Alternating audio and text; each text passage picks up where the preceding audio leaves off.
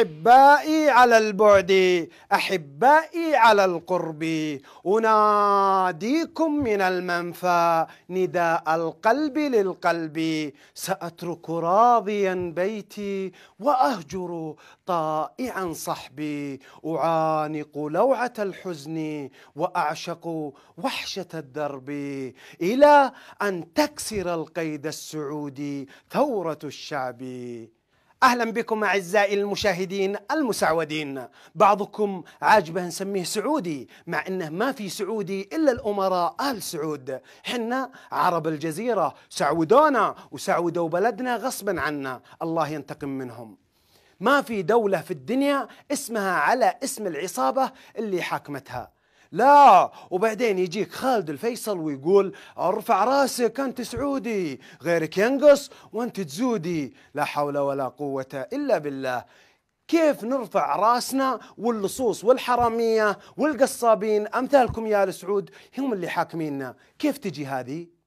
الله يقطعكم يا آل سعود، لعبتوا بحسبتنا. هذا حالنا وياكم، أكلتونا تبن وأذليتونا على لقمة العيش، نزلتوا راسنا بالتراب. على الأقل عندنا رجال ما يقبلون بنسب آل سعود ولا بلدهم تتسمى بالمهلكة السعودية. ونحن لسنا عبيد لآل سعود ولا نحمل اسم آل سعود أو نكون سعوديين لا ولاء، ولم يعتدي آل سعود الحمد لله على جداتنا بالزنا حتى نصبح من آل سعود نسب. فنحن يا سيد يا سيد لا نسبا ولا ولاء. يا سيد نحن يا مسلمون سيد عرب، ما في يصلب الموضوع لو يفتخر بهذا اللفظ، والمفروض أن لا يفتخر. طيب لا توجد دولة في العالم تسمى على اسم أسرة. الأول كان البعض إذا طلع على مطارات الدنيا يرحبون فيه بجوازه الأخضر ويفتحون له الباب عشان قروشه. ذا الحين من يشوفون جوازك أخضر وسعودي يعاملونك في مطارات الدنيا معاملة خاصة محترمة جدا. شوف كيف ياخذونك على جنب ويحققون وياك ويسألونك ويطلعون في عينك كأنك مجرم، والسبب إنك سعودي مسعود. ويلا عاد إذا فيك خير ارفع راسك وأنت سعودي. ارفع راسك شوي ما دامت سعودي، وش بالك تمشي نازل كذا؟ ارفع راسك، ارفع راسك. سعودي انا قبيلتي معروفه، انا عتيبي. والله ترى ما عاد الجنسية آل سعود أو جوازهم قيمة، ولا يعطيك أفضلية لا في الداخل ولا في الخارج. الجواز والجنسية صارت ختم عبودية تستحق أن توضع تحت الأقدام، مثل ما يقول الشيخ فارس الزهراني. فإني أنا المعتز بالله فارس بن أحمد بن جمعان بن علي آل سويد الحسني الزهراني الأزدي، أعلنها أمام العالم أجمع أن جنسية آل سعود موضوعة تحت قدمي، فلست بسعودي ولا أعترف بهذه الجنسية لأحد من الناس، فأنا مسلم من المسلمين. قرأت التاريخ فلم أجد فيه شيئا اسمه جنسية، بل كان المسلم يتحرك في دار الإسلام حيث شاء، لا حدود تحده ولا جوازات تستوقفه ولا وطن طاغوتيا يعبده من دون الله. وأنا من آباء معروفين وأسرتي معروفة، وهي من القبائل العربية المعروفة من بني حسن، إحدى قبائل زهران، وقبيلة زهران تعود للأسد، فلست من آل سعود ولا يحق لآل سعود أن ينسبوا الناس إليهم. والعالم أجمع يشهد أن كل الناس يعودون لبلادهم وأمصارهم أو قبائلهم وعشائرهم أو أسرهم، إلا في هذه الدولة المسماة بالسعودية ينسبون الناس فيها لهذه الأسرة الحاكمة الظالمة الغاشمة. بعدكم ما زلتوا تريدون تصيرون سعوديين؟ إيش عندكم في السعودية؟ أكثركم لا شغل ولا وظيفة ولا حتى قطعة أرض تبنون عليها بيت. احمدوا ربكم إن ابن سعود أعطاكم قبر مجاني، مو مثل بعض البلدان القبر بفلوس. احمدوا والله على النعمة. تدرون ليش طلعوا شبابنا وراحوا لداعش؟ مو من زود الإيمان طبعا، لكن من زود التبن اللي مأكلهم إياه ابن سعود ومشايخته. قالوا لهم الدنيا ما هي بلكم، روحوا دوروا على حور عين وآخره برا البلد. وطلعوا الزقرت، وأول شيء أحرقوا الجوازات، وثاني شيء انغمسوا على الطريقة السعودية وراحوا للحور العين. طهارة وسلامتك. يا طواغيت، هذه رسالة للطواغيت.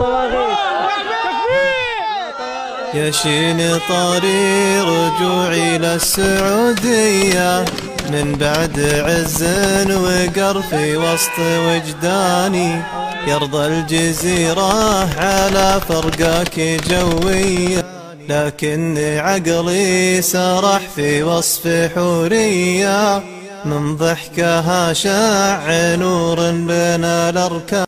يدرون آل سعود إن مهلكتهم سجن كبير للناس، ويعاقبونهم بالمنع من السفر حتى يختنقون في السجن. عشرات الألوف من المواطنين بلا جوازات في الداخل، وغيرهم اللي برا ما يعطسون بجواز ابن سعود، ومع ذا ما يجدد وينسحب. الدكتور الأحمري محظوظ أخذ جنسية ابن ثاني وتنازل عن جنسية ابن سعود، شاف ما له لزمة لا دين ولا دنيا. هناك إشاعات تقول بأن الدكتور محمد الأحمري أخذ الجنسية القطرية، طبعا ما طلع بيان رسمي من عندك ولا من الحكومة القطرية ولا من الحكومة السعودية. نحن نسأل هل فعلا أنه الدكتور محمد الأحمري يحمل الجنسية القطرية؟ نعم.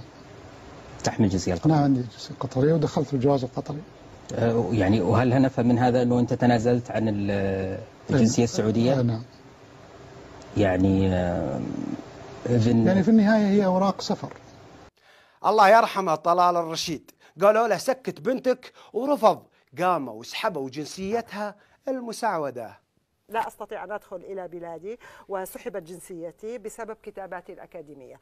الجنسية ما هي للمثقفين والمفكرين والمبدعين، هذولا يختنقون في مهلكة آل سعود، أكثرهم شردوا برا، بس الجنسية يعطونها آل سعود للمغنين ووزراء الحريم، واللي يقول يمكن أحبك مثل ماجد المهندس عطوه الجنسية في طرفة عين. حنا نعود ونكرر، حنا عرب مو سعوديين، بلدنا جزيرة العرب ما هي سعودية. اقطع وخس يا عامل لست سعودي، أنا عربي أصيل مهد العرب أرضنا. اقطع وخس يا عامل لست سعودي، أنا عربي أصيل مهد العرب أرضنا.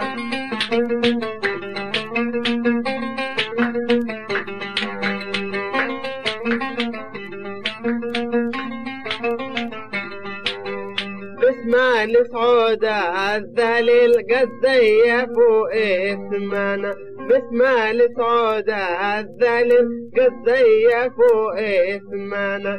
جلالتك يا ظليل هي سبب ذلنا، جلالتك يا ظليل هي سبب ذلنا.